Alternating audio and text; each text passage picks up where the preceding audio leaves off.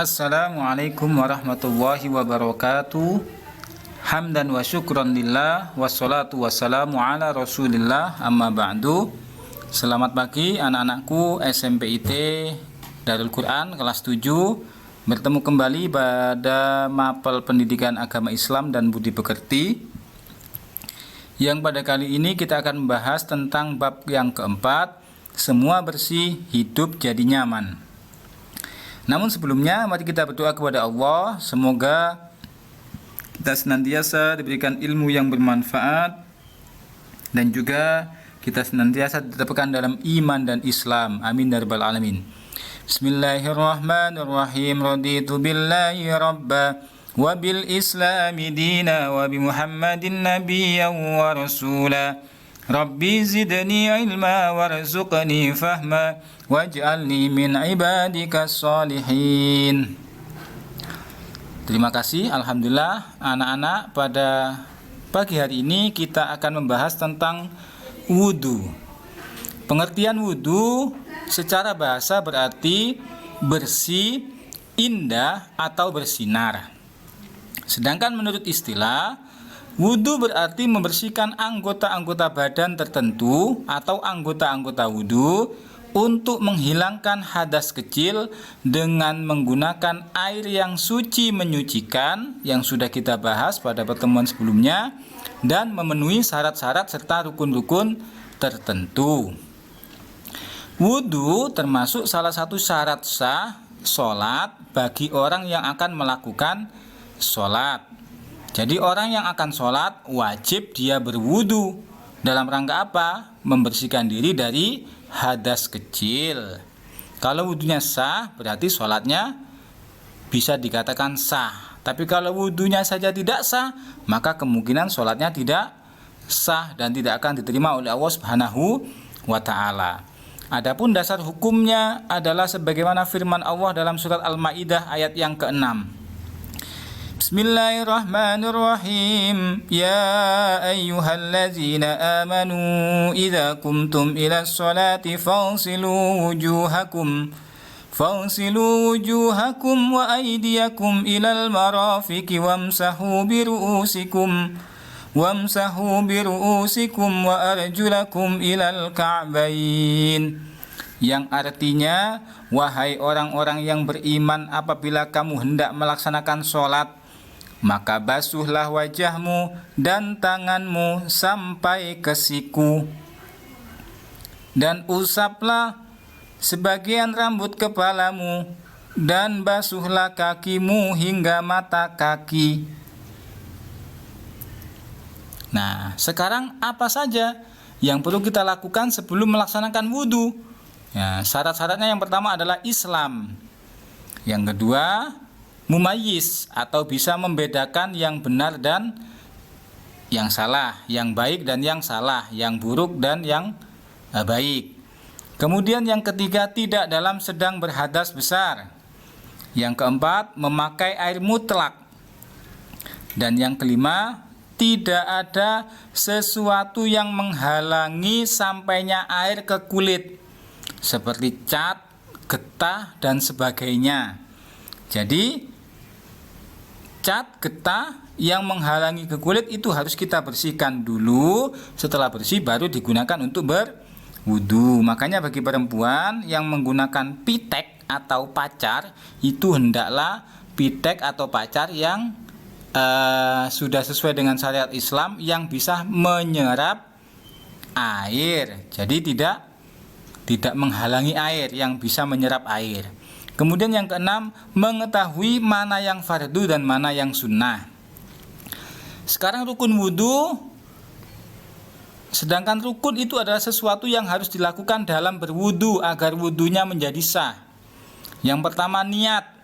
Niat itu apa? Menyengaja di dalam hati berwudu untuk menghilangkan hadas kecil karena Allah Subhanahu wa ta'ala. Sebagaimana niat yang kita baca, nawaitul wudu'a li raf'il hadasil asghari fardhal lillahi ta'ala.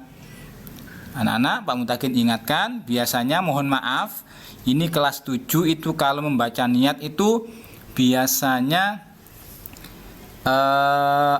terbawa dengan suasana waktu MI dulu atau TK dulu. Nawaitul wudu'a. Nah, itu salah.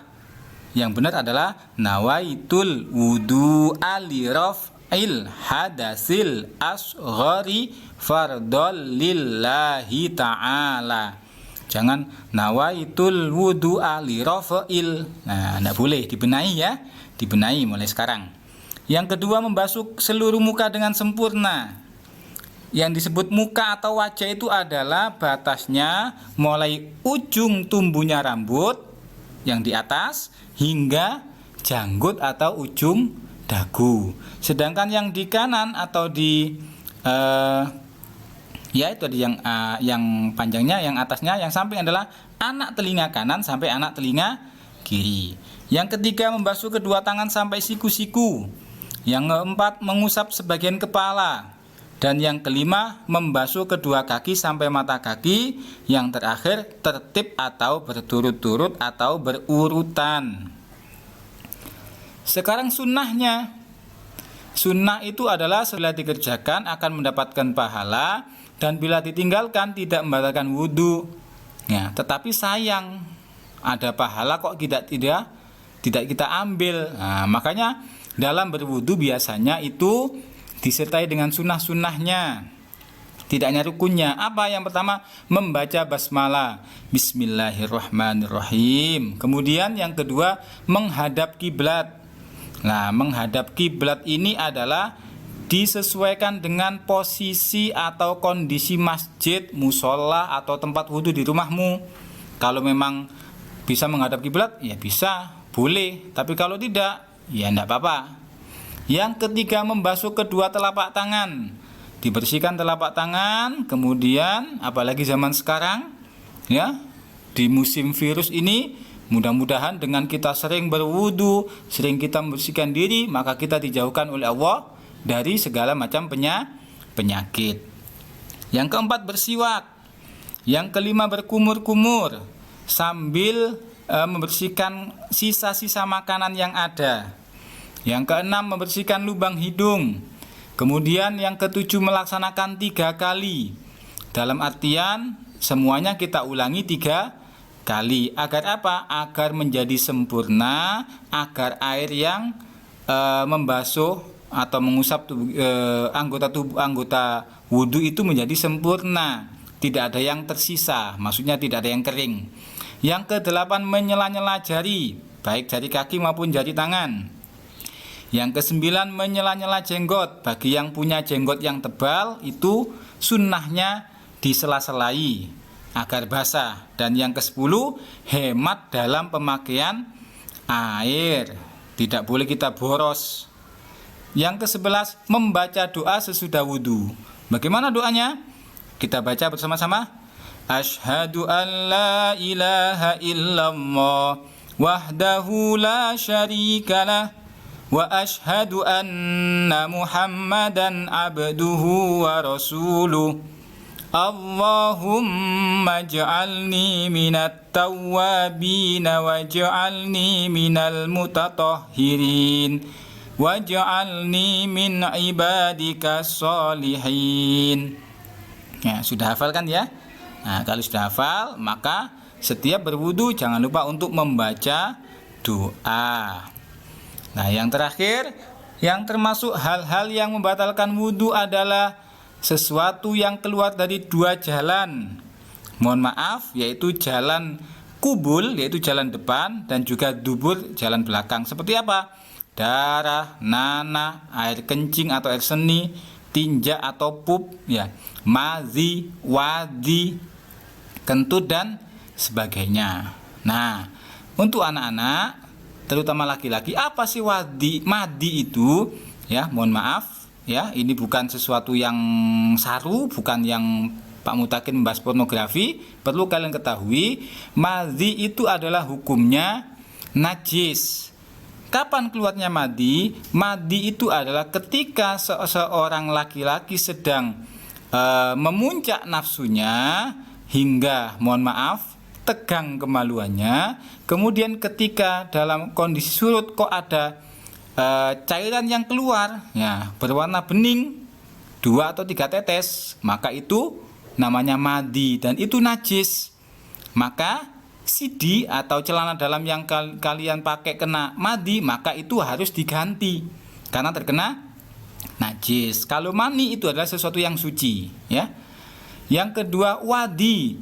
Wadi ini sama dengan madi, tapi keluarnya biasanya karena faktor kelelahan, karena faktor kecapean. Mungkin para pekerja keras, karyawan ataupun orang yang bekerja dengan keras, begitu dia malamnya tidur, mungkin karena kecapean, istirahat, ketika bangun tiba-tiba ada tetesan air yang bening, ya, bukan mani ya, atau bukan kencing. Nah, itu maka disebut wadi dan hukumnya adalah najis. Maka hanya mensucikannya dengan cara berwudu. Ya, kalau mani berarti harus mandi besar. Yang kedua, tidur. Tidur yang bagaimana? Yang membatalkan wudu, tidur yang mohon maaf, bahasa Jawanya bokonge gak nempel nok lemah. Jadi kalian kalau sholat Jumat, kalian ketiduran kok dalam kondisi medongkrong, ya, medongkrong apa? Ya. Nah, kemudian kalian tidur, maka ketika bangun kalian harus wudu. Kenapa? Karena kondisi bokongnya tidak nempel ke tanah. Kalau menempel ke tanah, orang mau ngentut itu kan pasti terasa. Kalau tidak diangkat kan tidak bisa. Nah, maka tidur yang seperti ini membatalkan wudu. Kalau tidur yang hanya duduk, kemudian dia tidak mendongkrong, hanya diluk saja, maka tidak membatalkan wudu. Yang ketiga, hilang akal. Bisa disebabkan dengan gila, mabuk atau pingsan. Yang keempat, bersentuhan langsung antara kulit laki-laki dan perempuan. Habis wudu kok memegang laki-laki atau perempuan, maka batal. Dengan syarat apa? Bukan mahram atau orang yang haram dinikahi. Seperti apa? Seperti ibunya, ayahnya, saudara kandungnya, mbahnya, pamannya, dan sebagainya. Yang kelima, menyentuh kemaluan dengan telapak tangan, maka membatalkan wudu. Dan tanpa aling-aling atau tanpa tanpa ada kain, ya, mohon maaf. Nah, anak-anak, mudah-mudahan bisa bermanfaat bagi kita. Mari kita berdoa kepada Allah, semoga ilmu yang sudah kita pelajari menjadi ilmu yang bermanfaat. Kita baca bersama-sama. Bismillahirrahmanirrahim. Allahumma inni astaudi'uka ma 'allamtanihi fardudhu ilayya inda hajati wa la tansanihi ya rabbal alamin. Terima kasih. Kurang lebihnya mohon maaf. Wallahul muwaffiq ila aqwamit thoriq. Wassalamualaikum warahmatullahi wabarakatuh.